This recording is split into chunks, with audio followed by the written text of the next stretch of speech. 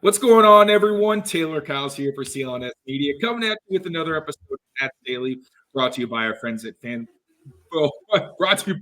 Sportsbooks.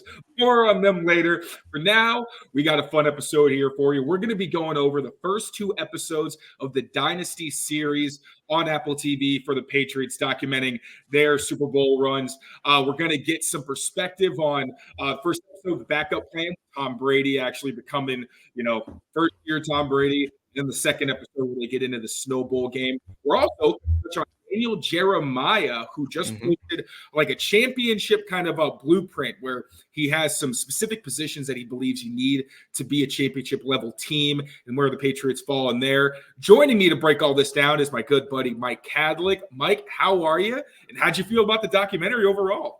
I'm good, Taylor. Thanks for having me. Happy to do this. Obviously, happy to relive the good days of the Patriots dynasty while we can. The earlier episodes, like you mentioned, are the nostalgia ones, the good stuff, the good times. I have seen the whole thing. It does get uglier and darker as the thing goes on, in a good way. There's not. I guess there is some, and we were talking about it before the show. Like in the first couple episodes, there hasn't really been anything fully groundbreaking, like no massive news that nobody knew, right? I mean, there's a little bit more behind the scenes footage. You hear some conversations with like Robert Kraft sitting on his desk, talking to people. And like, I thought that was kind of interesting. I believe the phone call between Brady and Bill was the first time we'd seen that when he was drafted, him saying like, sorry to make you wait so long and this, that. So I thought that was pretty cool. Brady with his baseball bat. No, I was fine. I was totally cool. Right. And so it was cool. It was, I mean, it's cool to see. And we'll get into it in more detail, obviously, as the show goes on. But like the decision Bill had to make to, go with Brady over Bledsoe and keep that going. Like I was, I'm 26, so I was young at the time, so I don't really remember any of that. And so to kind of relive it and see how this whole thing kickstarted was pretty cool. So if you haven't already, I would highly recommend going watching those first two episodes. But if you haven't, you can listen to us talk about it, and then we'll make you want to watch it even more. Yeah, because a lot of this, it felt like what we already know from like America's Game and, all the documentaries where they follow this team. So it kind of felt like, Robert Kraft, like was it the Brady Six where Robert Kraft goes, yeah, I'm Tom Brady. I'm the best decision he ever made. Like, It's kind of funny. You can tell he's just told that story so many times already. Yep. And then with the earlier stuff, like I didn't watch football until like 2009, 2010. And I lived in Chicago and New York when this was happening. So like this was not on my radar at all. I, learned up on a lot of the stuff from those documentaries. But like you said, it's cool to get another perspective. So let's touch on the first episode first. And I feel like we got to start with Drew Bledsoe.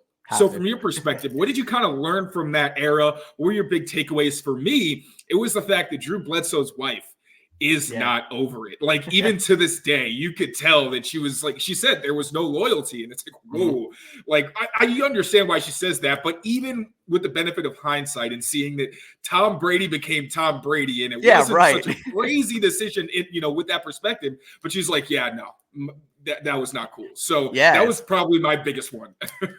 Yeah, no, definitely. I mean, it's like, okay, come on, Miss Bledsoe. Like, you were a part of destiny. You were a part of fate. Like, you guys were on the opposite side of it. But if what happened to Drew didn't happen, we never would have had all this. And obviously, Drew's injury was gruesome and it was tough to see. And like, reliving it, it's crazy. Like, they had a press conference at Mass General Hospital. Like, I've never seen that in my life. Maybe they did one for like the DeMar Hamlin stuff. But besides that, like, for Drew to be sitting on the desk, like with his surgeon was kind of bizarre. Like I'd never seen anything like that. So, I mean, that was cool. That was, it's just, I'm going to probably use the words cool and interesting a million times in this episode, but like, that's kind of what it is, right? Like it's very unique to kind of see it, summarized in a full lens. And so, that was definitely wild to hear from, Drew's wife, but just the overarching theme, I guess, from the first half of this thing was, and I'm using my points, and I wrote about it on our website at WEEI.com. So if you want to, read on some recaps, you can go check those out too. But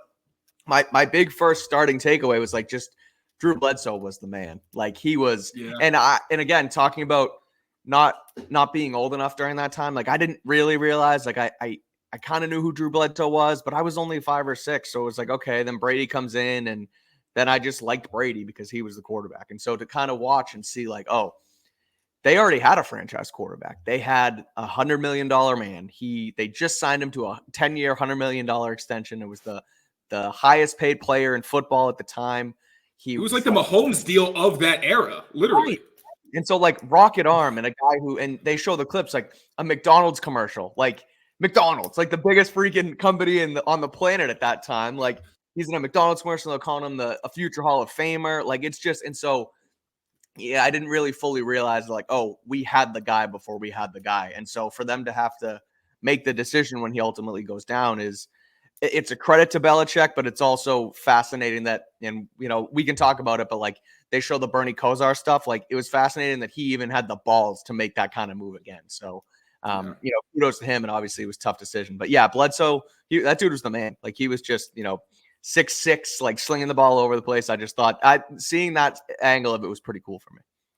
And then I feel like, I don't, obviously, like I was saying, I wasn't watching a ton of games, even in the early 2000s, much less when Drew Bledsoe was really slinging it. But I know, like, watching some of the NFL films, like in the summer, they'll play some of the older, like, classic games. Yeah. And there's that one where it's Bledsoe and Marino just, like, going back and forth, delivering haymakers. It's like, when you think about a game like that, and that was what people expected of him, it's like, yeah, you can understand why you get that contract because Dan Marino is freaking Dan Marino, right? Like in your division, and you guys are going back and forth. But I'm pretty sure Bledsoe still holds the record for most pass attempts in a single game. At one point, he threw like 70 times. Like 50, 70? I think it was like 70 times. Yeah, I'm pretty sure. I can double check, but yeah. Dude, that's when you just like a pitcher, you're just like, all right, take 2 days, just like take the ice off your shoulder. That's insane.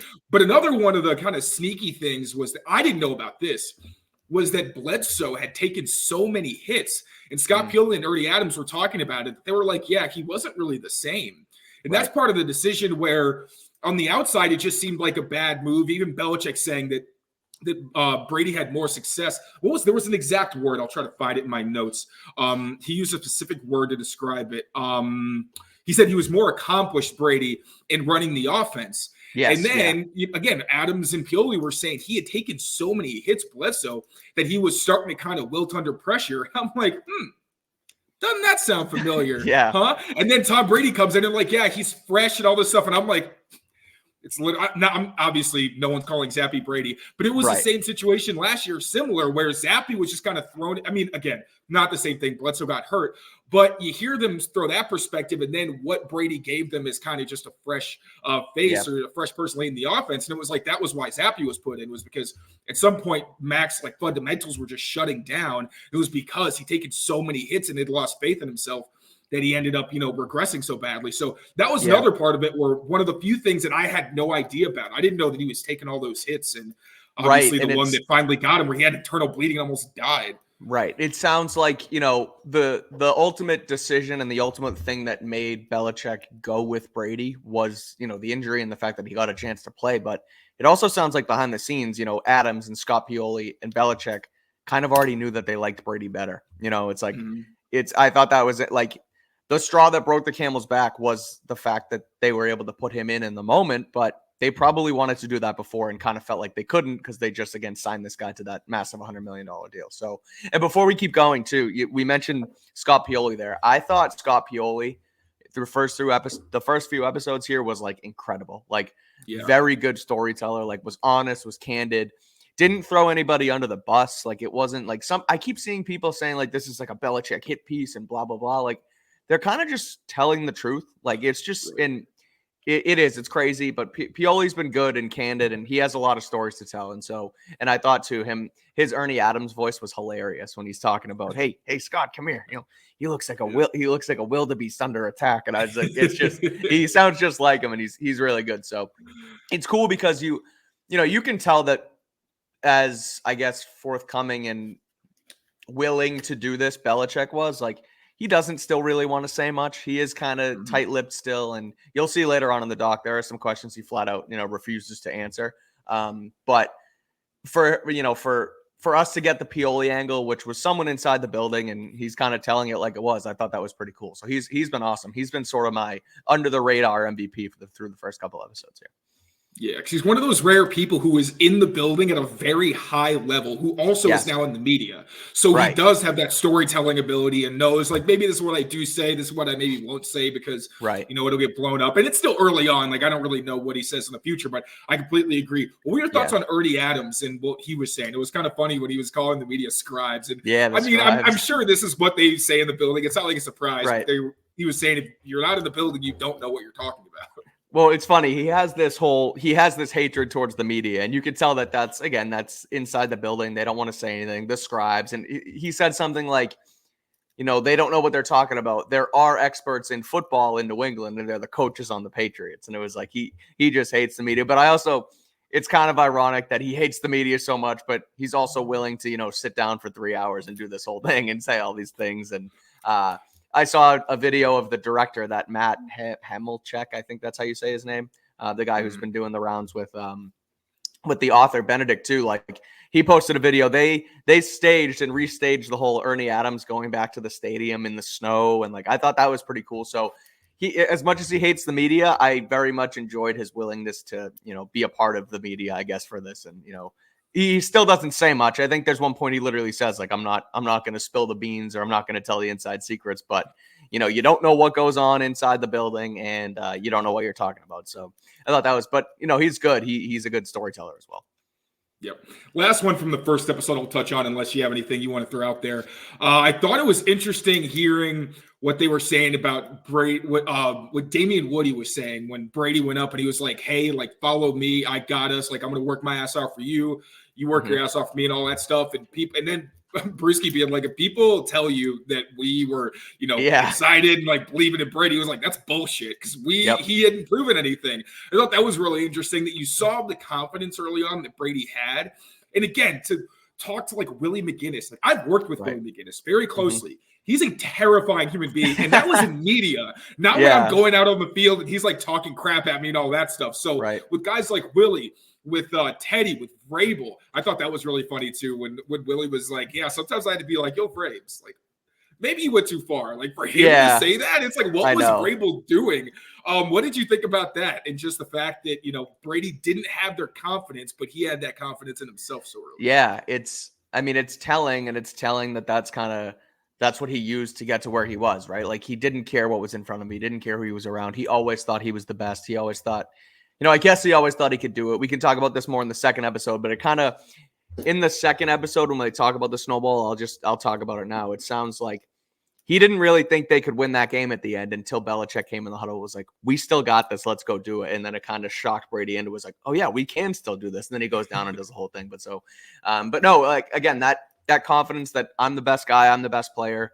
And the fact that he can go into that room with all those veterans and be like, no, we're fine because we have me, was kind of, it's funny how the offense and the defense had two different, experiences with it. Woody was like, okay, yeah, sure, let's go. And the defense was like, we'll take, like, and I wrote about this too. The defense knew what their job was. Like, they had to elevate because it was, I guess, only Brady around the offense, and they still thought they could do it, but they had to do their job. They had to, go force interceptions, and they had to go make tackles and make the offense not want to play. So, I mean, it's, I look at it like Brady, it's trying to think of how I want to word it, but it's fascinating to see that was him even then. Like, he didn't even have to prove anything to himself. He just automatically kind of exuded that confidence. So good on him. And that was interesting. A couple other nuggets that I sort of picked out of the first episode too was just, and these aren't really, again, nothing groundbreaking, but kind of funny, like stuff you didn't see, like the prank where they put the FBI ink in Brady's socks, and he was like, really, he was sweating and his feet were purple for 4 weeks. It's like, and then I thought it was funny how Bledsoe said, like, I didn't think he was a threat at all. Like, and it was like, little did you know that he was Tom freaking Brady.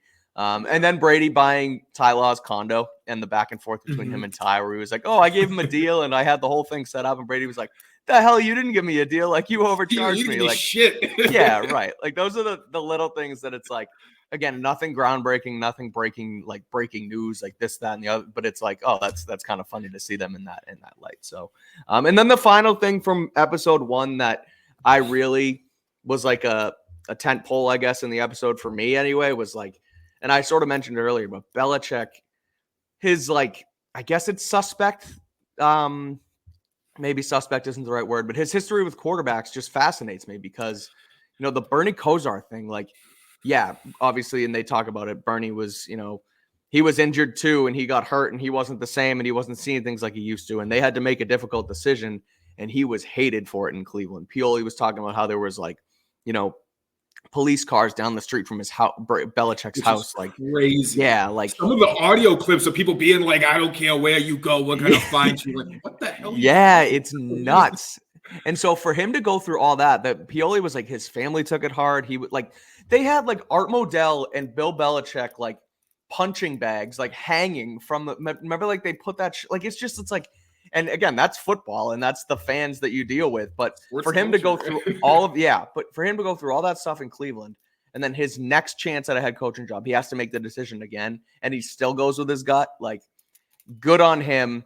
But and then again, you can go through the Mac Jones stuff and the Cam Newton thing and letting Brady go. Like he has a thing for quarterbacks, but again, for him to trust his gut, you can't deny that going with Brady was the right decision there. So.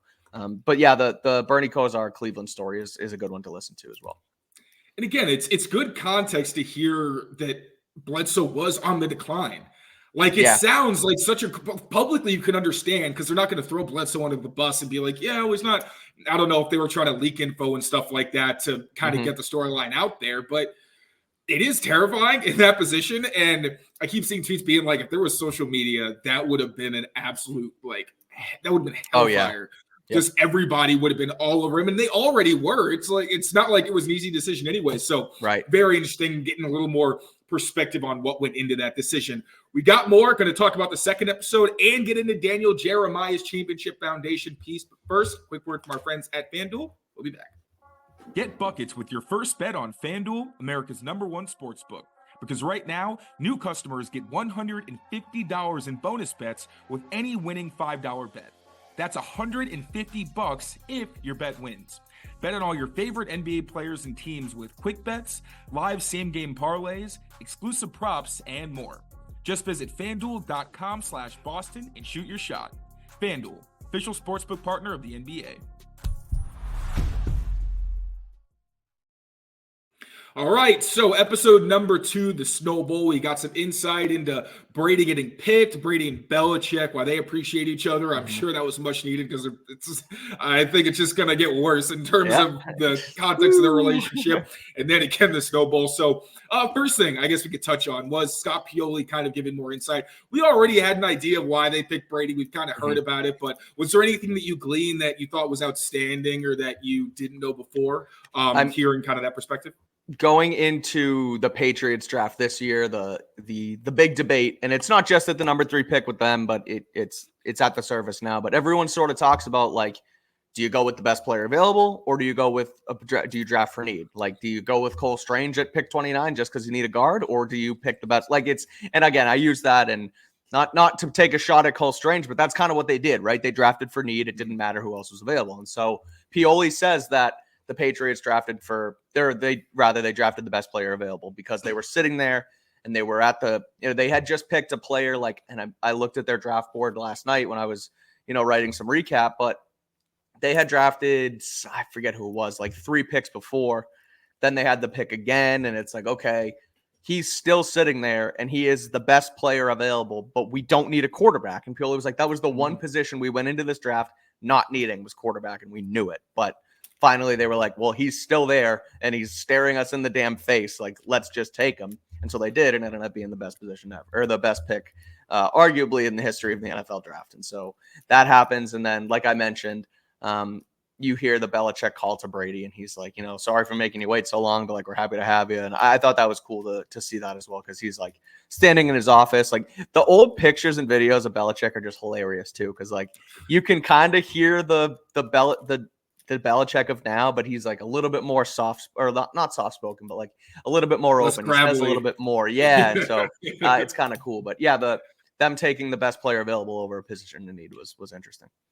Yeah. Brady was the 4th-string quarterback when he started. Like I'm pretty sure he's the one who makes jokes about how he'd eat like nachos and hot dogs before the games. He's like, I'm not playing. Like, I'm going to do whatever I want. 4 quarterbacks on their 53-man roster. That's crazy. Like, the Patriots have kept one for the last couple of years. It was Mac, and then it was Cam Newton 2 years ago, like one quarterback. And now they kept 4. Like, that's when you know, again, what we said about episode 1, where they knew they liked Brady over Bledsoe, even, before the whole thing actually happened. So, yeah. And that was like some insight I think we've had before where they're just like, yeah, we had to keep him because we didn't want to get rid of him, but we knew we couldn't play him, but he was a really talented kid. Right. Very interesting.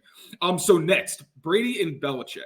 Mm-hmm. So obviously now that Belichick's gone, or even before, like since Brady left, people have been having the conversation of like, did Belichick need Brady, vice versa? And with Brady having success without Belichick and Belichick having the opposite of success without Brady, it's become, oh yeah, Brady did everything. I think anybody who's coming to this conversation and being sincere understands that's an absolutely ridiculous thing to say. But even more so, I think it's been reiterated that they did make each other better because Belichick has said it so many times. He loved being able to get a quarterback's perspective, especially as a defensive-minded coach, to hear how somebody who was such a great processor and who understood the game so well. And like you hear Belichick raves about Brady's intelligence, and especially to hear him say it from when it was so early on and how quickly Brady would pick things up. And he was like, yeah, you don't really have to worry about this kid. But that was fascinating for a young quarterback with clearly Belichick having a pretty high standard for his quarterbacks. And then Brady talking about how Belichick made him better, which should be pretty obvious that like a young quarterback benefiting from a great defensive mind would be very helpful. But what did you learn and take away from that part? I mean, all of that, the fact that they gave each other their flowers, and again, not that they're not going to, because even now, like, Belichick didn't say too much about Brady when he left, when he just went to Tampa, almost because like he's still in the league, and I don't really want to, like, he doesn't really talk about players that aren't on his team, whatever. The second he retired from Tampa, Belichick, any chance he got, has said, had a rave review about Brady. So I give him all that, credit there. Brady mentioning the fact that he learned from him too was good to see. And then him just talking about quarterback school, right? And how they would just sit hours and hours on end watching film and bouncing stuff off each other. Like, that's the shit that I'm sure you would like sit in the corner and just be drooling. I would need a bib. Yeah, literally like listening to like, and it would just be, it would be crazy to be a fly on the wall for those conversations. As much as you would love to have been a fly on the wall when Brady went to Robert Kraft's house and said, I'm leaving the Patriots. Like, people would love to hear that conversation. Just as much, I would love to hear those two just unfiltered talk about football and talk about, we're going to do this and here's why. And this is why when these guys were like all that, the intricacies of football, listen to the two greatest minds talk about it would be fascinating, especially, at such a young age for the both of them, and to kind of see those meetings evolve. So hearing, Brady talk about that was really cool. Him calling it quarterback school, and that, he said morning, noon, night, we were just in there, football junkies, just talking about football all the time. Like, I thought that was pretty cool. That is awesome. And obviously this is kind of off topic, but did you notice in the beginning when Brady's like, it's perfect, leave it at that? He looked like he was crying or about to cry. Yes. So you've already seen the whole thing. Can you give a sneak peek into what exactly he was talking about? Because I was like, I know that Brady face. He's fighting it back a little bit. He starts to cry. He's talking about, I think they asked him like if he'd change anything, like if he would want anything to happen differently. And he was like, no, it was perfect. And then he does his, like you said, the Brady face and starts to tear up. But yeah, I think that was just basically like, hey, would you have done it anything different? He said, no, it was perfect. So beautiful how things are really nice, but then like obviously the relationship part gets involved, and you're with anybody for 20 years, stuff starts to piss you off. And when it's someone like Belichick who's not really going to change, then it becomes like, all right, well, you can only deal with it for so long. And we saw it eventually. That's kind of ends up being the moral of the whole thing, is he doesn't, Belichick didn't want to change. And why would you when you've had so much success? So it's tough. And you'll see when it comes through, but yeah. All right, so last thing we'll hit on for this is the Snow Bowl. Now, I thought it was funny with Robert Kraft being like, we did everything within the rules to, clear out a spot. That was my big takeaway. We could. Yeah. It's like you talk about Spygate and Deflategate and bending the rules and the thing with the Bengals. And look, I'm not going to sit here and tell you the Patriots are these massive cheaters by any means, but there's no denying that they've sort of leaned into and bent the rules, and there's evidence. Exactly. And so I thought that was the first like real instance of like gamesmanship with them. It's like, okay, we're gonna push the envelope, we're gonna do it all right. And well, what are you talking about? We clear the lines every X amount of minutes, but that's all we like. It was perfect. I was like, they talk about Spygate and everything later in the doc. So I thought that was an interesting precursor, just the gamesmanship aspect of that. Also, just hilarious that all that happened against the Raiders. The literal kings of gamesmanship are just flat out cheating until you catch them. Like, I know. That's pretty hilarious. Also, I love now that he's further away from it. Brady is very okay with being like, "Yeah, I thought that game was over. I 100% thought I fumbled." He's touched on it before and he makes jokes about it, but now he's like, "Yeah, I don't really care. I have enough success." Definitely probably shouldn't have happened, but hey. And then we got the stuff that we already know where it's like Vinatieri knew how serious it was.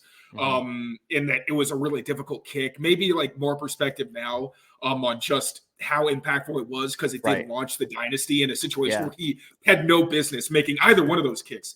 Well, that's the thing that I kind of not that I wish, but I was waiting for like either Brady or Bledsoe or even Belichick or Kraft really to say like, I wonder where we'd be if the Tuck rule never actually happened. Like, would Brady still be the quarterback the following season, or would they have gone back to Bledsoe, or would nobody really said like a what if. They were just, they obviously thought it was crazy and that the game was over, but there was no like, what would have happened to Brady if they didn't actually win a Super Bowl and come out on top. So, and again, with what you hear from Pioli and Bill and Ernie Adams about where they were on Brady versus Bledsoe, maybe they probably just still would have went with Tom, but if he doesn't mount that comeback, he threw a pick early. Like he wasn't great in that game to start. Obviously the clutch factor comes in. And like I mentioned earlier, he didn't sound like he said like me and my teammates, we didn't think we could go down and win that game. And then Bill comes over. It's like, no, this is what we're going to do. We're going to go up tempo and we're going to get it. And Brady goes down and does his rushing touchdown, spikes the ball, falls over, all that stuff. So it's fun. It's nostalgic, but so that's kind of that part. We also got to see how like that Kraft loyalty come through, where like the way that he talks about Tom now is how he was talking about Bledsoe then, or even Jonathan was like, it was like another one of his sons. He did not want Bledsoe to be benched. And he said he felt because Bledsoe got hurt on the job, even he was saying, I felt a personal responsibility to his family. Because again, with the severity of that injury, I'm sure if it's somebody that you hold that dearly and again, while they're under your employment, they suffer an injury that almost kills them. Where does workman's compensation come in on that, right? Right. Like, honestly, that's pretty funny. All right. Yeah, I guess that wraps up. That Any too, other because takeaways from this?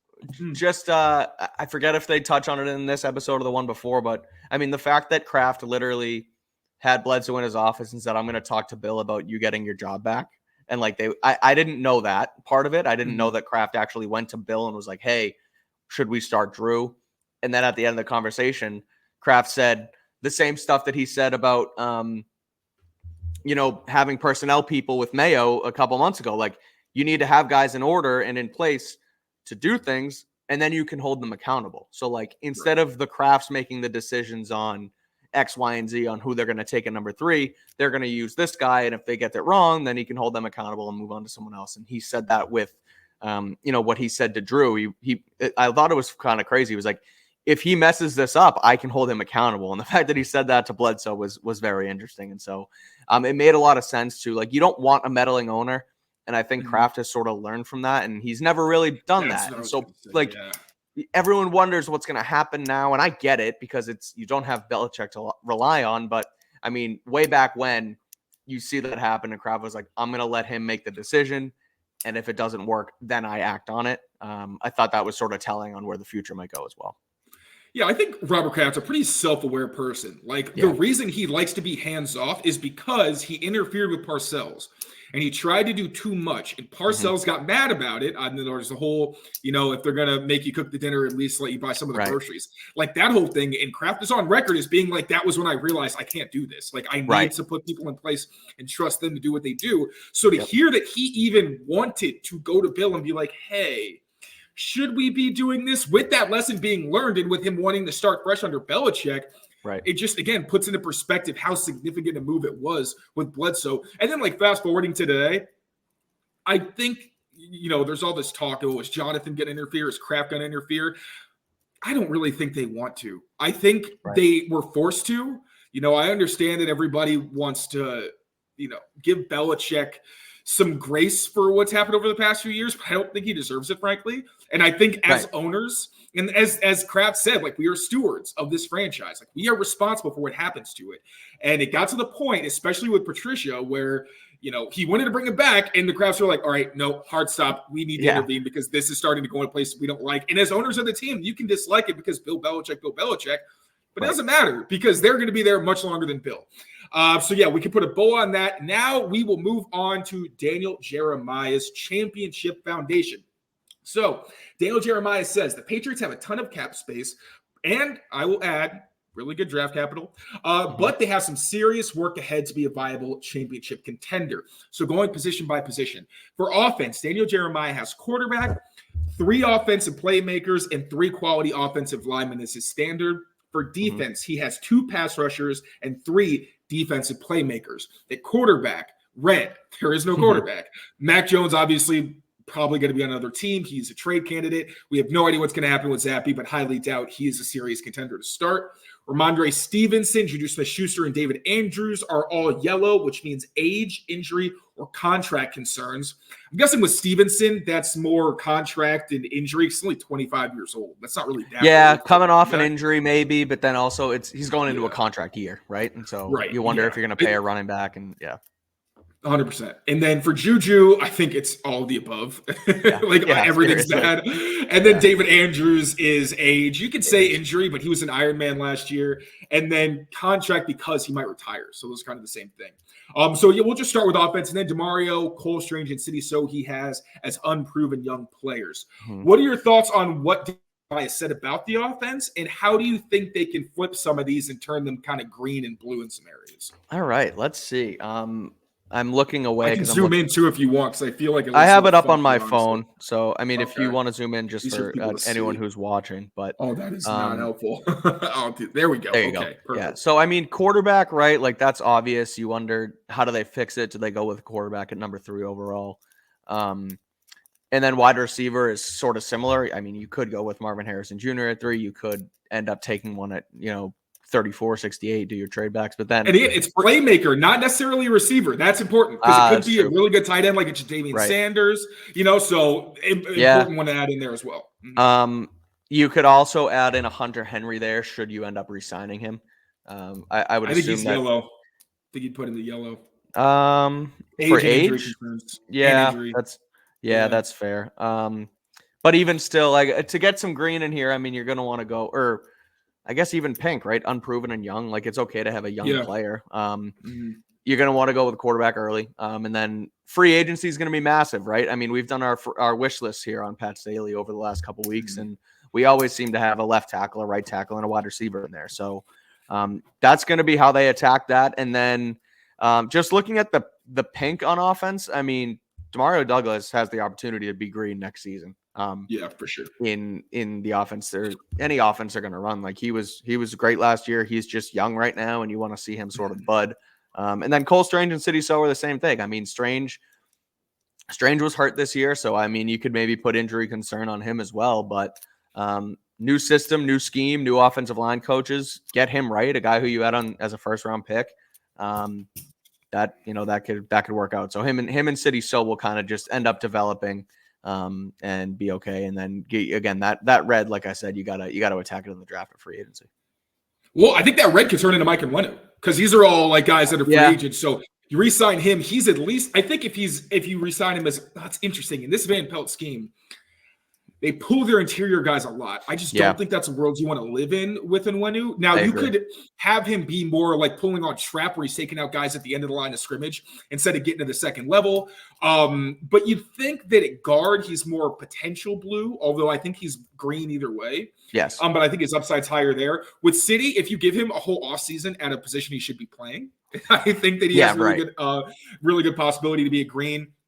And then the offensive line, I think if you sign like maybe a Jonah Williams, you get to green. I don't really think outside of that, like with, we talked about Tyron Smith. I just don't think he's going to want to sign with a team like the Patriots. Right.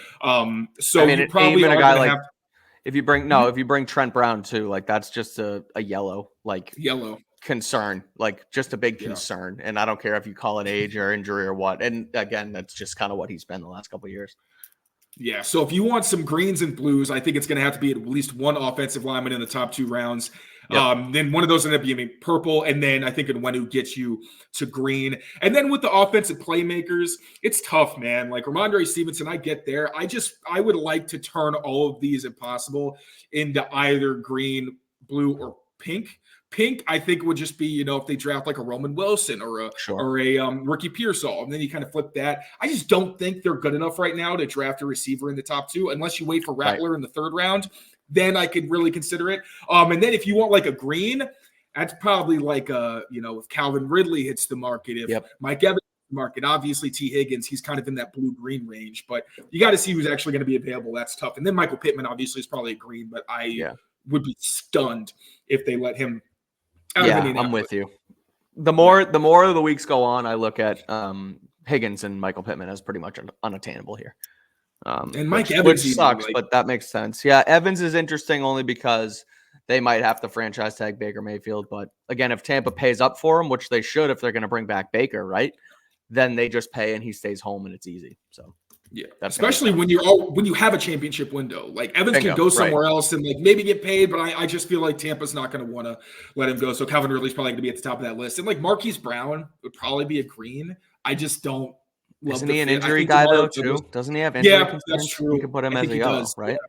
Yeah. And plus with him and Demario Douglas, like I think he needs size at receiver. I think he needs size and explosiveness. And I think the small guys who are explosive, like you got Demario, you got Thornton even. I think you need other guys who can give you like good run blockers, but also give you some burst. All right, moving on to defense. So again, Matt Judon is yellow, which makes total sense. I think Keon White, maybe he's a pink right now. I think he's someone that you could put in if he has a really good year 2 and he makes a jump. I think he could maybe be a green. And then you look at defensive playmakers. Peppers, I guess, is injury concern or age concern. Because he did get hurt at the end of last year. Yeah. I think he's headed into a contract year as well. So that's another thing where you wonder about, where that's going. And with that age, I don't even think he's really an extension candidate. I was talking I think it was Brad Spielberger about that. Jelani Tavai is a little odd. Jawan Bentley, I could see injury because he had that hamstring that kind of seemed to slow him down in the year. But Jelani, he's 27, which I guess could kind of be an age concern. Didn't they just sign him to a contract extension this past offseason? I think that was last year, actually. Oh, it was? Okay. You might be right. I think he might be in a contract year. I will check real quick. But it's good to see one green here. We can talk as you check a little Christian Barmore action, a guy who I think should be a blue, quite frankly. Yeah. Like, what's the argument against it? I think it's just he's not getting recognition. That's kind of the thing, right? It's that he's a little bit under the radar. And so from our perspective, he is a blue chipper. It is a loaded position. You're 100% right. But again, a guy who you can build around, you have to sign. Like, there's no question about that. That's, again, you could put him in blue. I would like to see, I haven't dove deep enough into Jeremiah's, like the rest of these things he's done, but I'd like to see who else he has as blue chippers to kind of see what his qualifications I know he's got like Ed Oliver, Josh Allen. The Jets have 4. They have Breece Hall, Garrett Wilson, Sauce, and Quinnen Williams. And then the Dolphins, I think, are Jalen Ramsey, Javon Holland, Tyreek Hill. I think interesting. Holland was a blue chipper, huh? I'm not surprised, honestly. He's good, but maybe I kind of put him. Did he get hurt?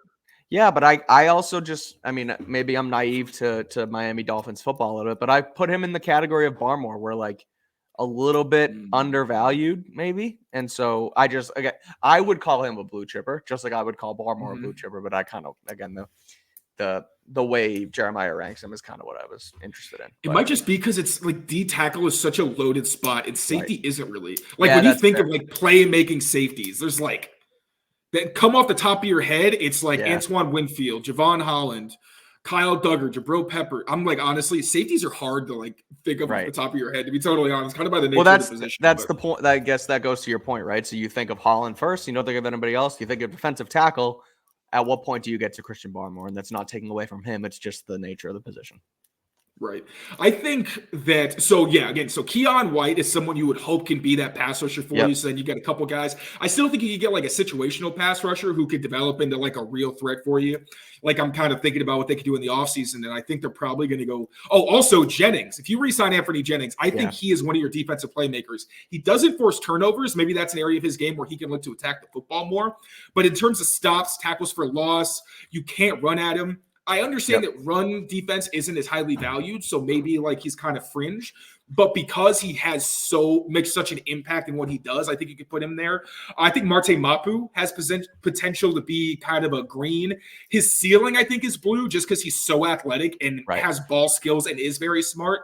But it's going to take a big jump from where he was in year one. I do think they need to draft. And then Gonzalez is another guy who I think is blue. It's just I understand why Daniel called him unproven. He played in three games in a quarter.